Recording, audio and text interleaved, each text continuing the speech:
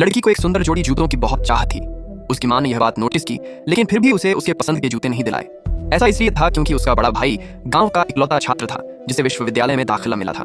मां ने परिवार की सारी जमा पूंजी अपने बेटे की पढ़ाई में लगा दी, लेकिन बड़ा भाई जब बड़े शहर में पढ़ने गया तो पूरे 10 साल तक घर वापस नहीं लौटा।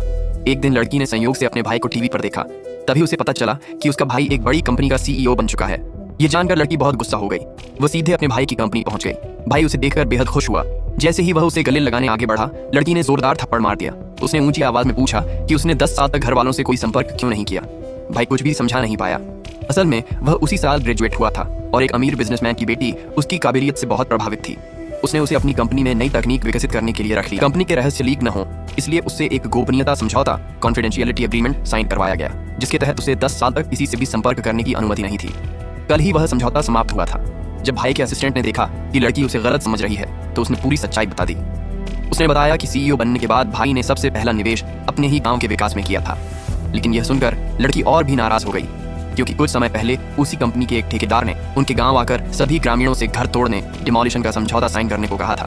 भाई की मां को डर था कि अगर उनका घर टूट गया तो उसका बेटा कभी घर का रास्ता नहीं ढूंढ पाएगा, इसीलिए उसने समझौते पर हस्ताक्षर करने से मना कर दिया। इस वजह से गांव वालों को लगा कि मां बेटी गांव की तरक्की में रुकावट बन रही है। उन्होंने दोनों को हर जगह नजरअंदाज करना और तंग करना शुरू कर दिया। इस मानसिक पीड़ा के कारण मां बीमार पड़ गई और उसे अस्पताल में भर्ती कराना पड़ा। जब भाई को मां की बीमारी का पता चला तो वह तुरंत लड़की के साथ अस्पताल पहुंचा, लेकिन वहां जाकर उन्हें पता चला कि गांव वालों ने मां पर दबाव बनाने के लिए उसे जबरन अस्पताल से बाहर निकाल दिया था। जब गांव वालों ने लड़की को लौटते देखा तो वे तुरंत भाग खड़े हुए। यह जानकर कि उसके परिवार को इतने सालों से गांव वालों ने सताया है, भाई ने फैसला किया कि वह उन बुरे लोगों को सबक सिखाएगा।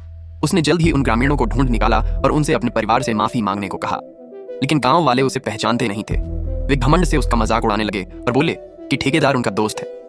भाई ने गुस्से में उनकी बेवकूफी पर डांट लगाई और बताया कि वही ठेकेदार का मालिक है, क्योंकि वह तुरंत अपनी पहचान साबित नहीं कर सका। गांव वालों ने उसकी बात पर यकीन नहीं किया। जब उन्होंने माफी मांगने से इनकार कर दिया तो भाई ने अपने बॉडीगार्ड्स को उन्हें सबक सिखाने का आदेश दे दिया। उसी समय अधीर ठेकेदार वहां पहुंच गया।